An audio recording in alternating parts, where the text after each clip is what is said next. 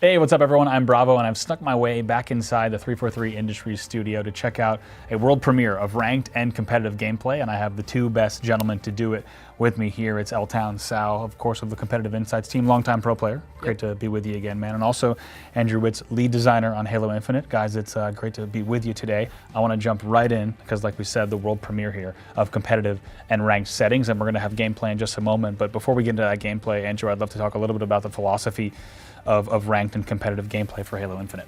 We looked at competitive settings the same way that we looked at the rest of the game. Like we kind of talked about it. We wanted to be very, very Halo to its core, right? And like uphold the pillars of Halo. We really wanted to make sure that this the competitive settings felt like competitive Halo, felt like home. Battle rifle starts only, no secondary weapon, no motion tracker, and no grenade hit ticks. So those are the baseline settings across the game. For maps, we have a static curated spawns. We've worked with the Competitive Insights team to make sure that the scavenging story on maps is really strong and facilitates map control. We want to make sure the team that wins is the team that should win. Sure. You'll have to excuse me because I'm containing my excitement here, and I know a lot of fans of competitive Halo over the years will be really excited to hear about these settings too, and also to see them in action. So I think let's go ahead and jump right into the gameplay right now. Of course, L-Town, this is going to be your gameplay that you've been so kind to share with us. This is going to be a full pro team competitive insights gameplay, which is pretty cool to see kind of all of you guys who have been going at each other over the years, playing a game now here of Strongholds on Recharge. Those of you who've been playing in the Halo Infinite Flight weekends will of course have been able to get your hands on this exact game type, but we're going to now see it for the first time from a competitive POV with competitive settings, of course, also with some pro player point of view. So Sal, walk us through the opening here, Strongholds on Recharge. So this is Strongholds. Obviously, you have to go for the other Strongholds, but we're going for mid control here and camo. And my teammates are mid map, kind of forcing those two players into me. I get the easy double. I get the triple as well. Where is it? And apparently I get the overkill too. Yes, I do. So not a bad start, complete control, and now I'm capping C. Not bad at all, not bad at all. I'm wondering, I mean, you know these guys pretty well. I don't know if any like cash was exchanged to allow you to open up with an overkill here on this world premiere of competitive gameplay, but excited to be able to look at this gameplay here. I think one of the first things that we, of course, want to talk about is that Stronghold as a game type. Now, you were just talking about game modes, Andrew, and the fact that we have a little bit of different scoring mechanics here, which make a big difference in terms of the endgame.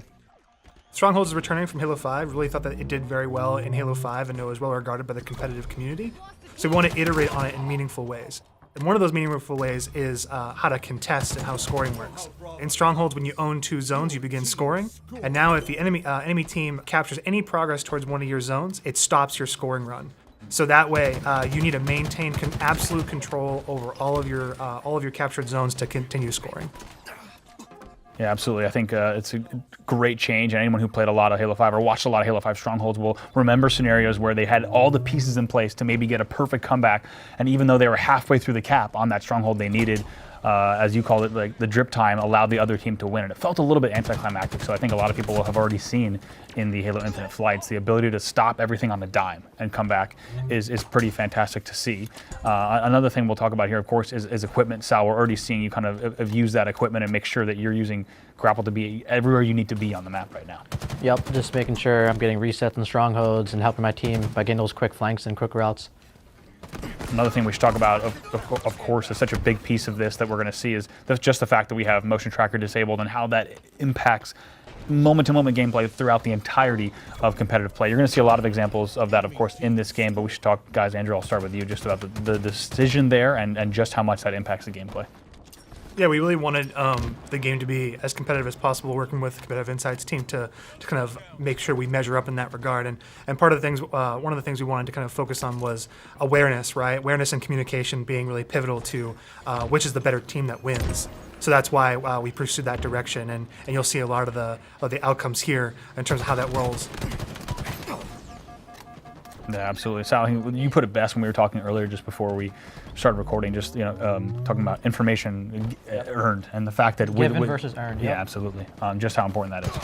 Yeah, so we wanted players to actually have to go out of their way and get info themselves versus like an indicator or UI telling you where players are and how weak they are.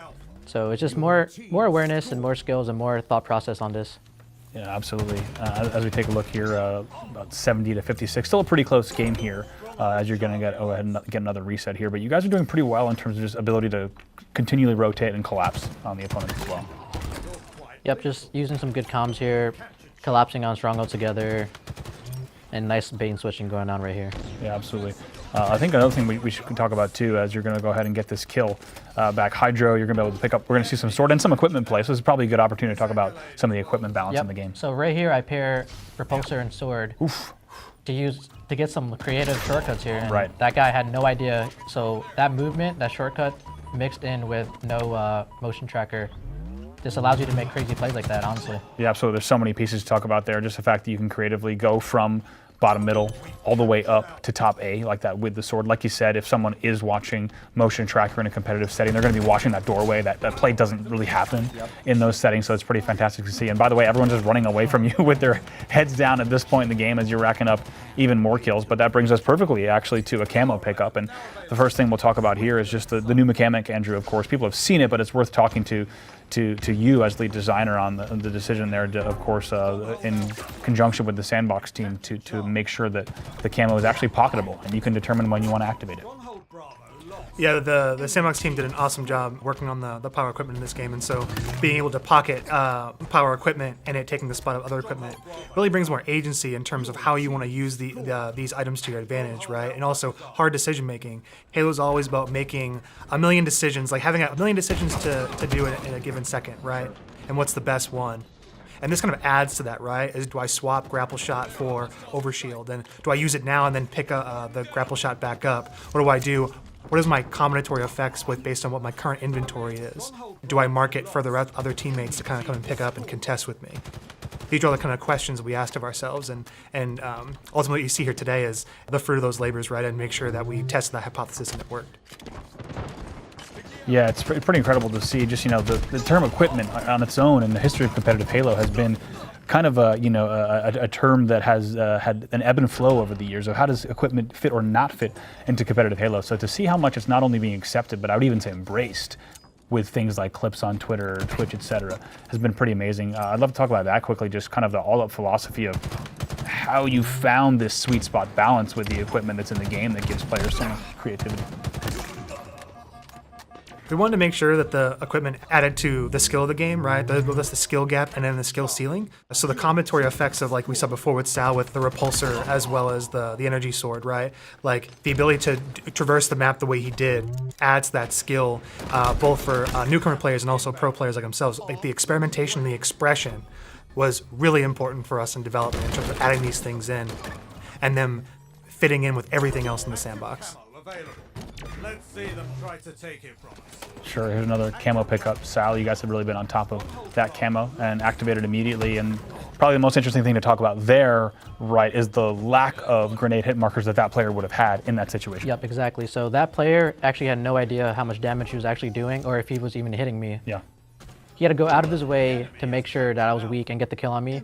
My play right there was to make him waste as much time as possible and to put him in a spot where my teammates could get the cleanup trade on him. Absolutely, and that's a situation that plays out completely differently with both motion tracker and grenade hit markers on. Also forces that player to even spend those grenades, right? So it really changes the way that plays out. It allows you to have so much more power as a player there. You're burning camo, you're spending that player's grenades, and you're also taking that player out of the situation. There's probably at least going to be a trade there, and it really changes the way that all that plays out. Yep. Absolutely. Another thing I'd love to talk about here as we see more continuous control from Sal and Team Andrew is also just the dynamic between, of course, we've got the BR utility weapon that so many players will be excited to see, but we're also seeing Sal use a lot of Mangler. We're seeing some Commando. How you guys really thought about the dynamic between this utility weapon is really important and it is such a core part of the gameplay. However, the weapons on the battlefield are also a big piece as well. Yeah, I think the Sandbox team did a really excellent job of making sure that all the weapons have a specific role in the game. The battle rifle being the utility weapon is really important for players to being viable off of spawn, right? Them having expression off of spawn. But we didn't want to have scavenging is so important to the game, right? And so we wanted to keep on having them scavenge the battlefield. How we did that was we took away that secondary weapon slot and have it be free, so it's only the battle rifle off of spawn. And so optimizers will want to fill their inventory, fill their pockets in order to be able to be as effective as they possibly can in a match. So going with that scavenging story of the map being very curated with very specific items and toys in the map, and filling up their inventory is super important. Yeah, absolutely. We see another camo grab here from Sal as well. And This time I live. nice job there. Going to be able to to get away, and also, you know, of course, be able to go away now with a grapple camo mangler, which is a pretty sweet setup as well. Pretty ideal. Let's see what I do with it. Let's go ahead and see. And at this point, of course, it's right now 216 to 137. One thing worth talking about with that new scoring mechanic, Sal, is, one sec. We've got a contested stronghold here. Let's see how you play this one out. Okay, well done. Takes down the first player. I'm going to go ahead and finish that cap. Or almost finish it, but instead go ahead and up. Nice grapple out, but yeah, it's okay, it's okay. One thing we should talk about though at this point, because even though there's quite a gap, quite a delta between the scores in the game, you really can't take your foot off the gas, whereas in Halo 5 you might be a little more comfortable because you know you have, as long as you have control with X amount of time left, you're probably going to win the game. But with the ability to stop everything, like we said earlier, immediately while just stepping into a stronghold, that kind of changes the way that competitive teams will play the late game of strongholds. Yep. Especially with the new rule set where you could contest and stop the pausing for a little bit. Like you can't let your foot off the gas. You got to try to close out the game here. So just making sure we keep up the comms and the teamwork, just pushing Strongholds together. Yeah, absolutely, and you've done it so well here as well. Take a look at this play as well, as you're going to go ahead and grapple him. Unlucky. Unlucky indeed, but it's just worth noting the fact that you do have kind of that creativity, right? I mean, never has there been in competitive Halo a moment like that where you could fly out of a door and then fly into an entryway like that and be able to just set up a play like that. So it's pretty special to see, and the fact that it is balanced the way that it is, right, I'm sure was quite a challenge, Andrew, for a long time, I'm sure.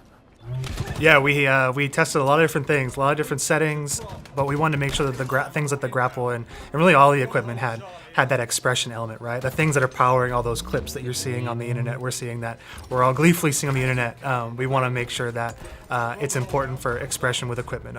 I want to do this, I want to do this and this. I want to repulse somebody and then follow up with that mangler melee or things that I want to put somebody into a wall and knock them off the map. Expression is just paramount for some of the designs we've done in this game. Certainly. I've seen some expression in the forms of being repulsed off the back of Silo there by the hammer many times in matchmaking. I've also been on the receiving end of overshield grappling hammer players on Behemoth, so I've definitely seen different forms of that expression getting the better of me throughout these weekends. As we take a look at these last few seconds here, Sal, closing it out, I think we're going to see in just a moment, you guys close this out. Yes, some celebratory needler shots to end the game. What better way to finish a match as well? 250 to 170 is our final score there. Sal, you guys ended out on top. A pretty strong performance, I'm not going to lie. Appreciate it. We'll go ahead and take a look at the post-game Carnage report too, because there's some sweet PGCR stats, and some people will have seen a little bit of this in the post-game Carnage reports in the flighting, but a few things that are worth highlighting here. Of course, your overkill, but on top of that, you've got some cool things here in terms of defensive kills, offensive kills, also things like the max spree, which people will be familiar with, but there's some newcomers as well. Returning stats like shots hit, versus shots fired, but also one that you and I were talking about is also damage taken, which is a cool stat to have. That's personally my favorite, because that is like the unsung hero. It tells a real story, because some players might have the most kills, but they're actually not having the most influence on the map. Yeah. So damage taken is part of that story, where a person could be causing chaos and getting shot at from everyone on the opposing team, like a distraction. Like, for example, like Austin might have more kills, but I could be taking more damage because I'm making it easier for him, you know? Yeah, absolutely. And as a commentator, as an analyst, the fact that we now have a piece of that story, if you think of the hundreds of thousands of hours of competitive Halo gameplay that have taken place, just the fact that we've never really had the story, Andrew, of damage taken and what that was for each match. So the fact that looking at Halo Infinite tournaments, we're going to have stats like that is pretty cool to be able to see a piece of a Halo match that we've never really had the story of before. Yeah, it's just all this conversation around stats and PGCR just kind of makes me really happy, because ultimately that's what this whole feature is for, right? Is to tell the story of the match of not only how did you do, how did your team do, how did the enemy team do, right? Where do you need to improve, right? Or how could you have done things better? Yeah. Really, that whole story is why features like this exist, and so that we're sitting here talking about like nuanced stats and things like that. It's really good, just like being in this moment in time, how close we are to launch. Totally, yeah. I think it gets us excited. I'm sure so many viewers as well of this video getting kind of excited about those nuanced little details, just like you say. L-Town, I'll start with you. Any closing words as we take a look at your gameplay here and show off competitive and ranked gameplay to the world? Honestly, I'm just excited for everyone to get their hands on this. We worked hard, and I hope everyone's happy with the settings we landed on. Yeah, absolutely. Yeah, likewise.